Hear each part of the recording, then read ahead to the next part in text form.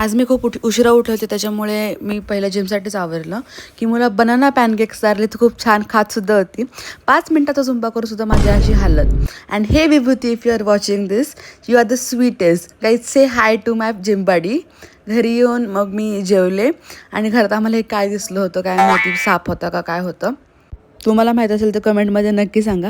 आमच्यात काही हिंमत नव्हती, त्याच्यामुळे वहिनीलाच बाहेर काढायला सांगितलं आणि आमच्या वहिनींनी काढलंसुद्धा.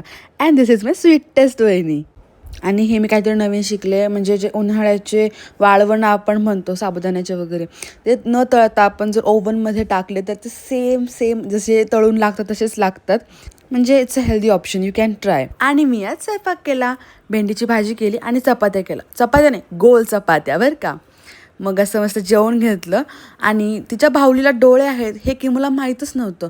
ती खूप सरप्राईज झाली ते बघून. आणि ही ट्रेंड आम्ही केली, गेस करा कोणती ट्रेंड आहे.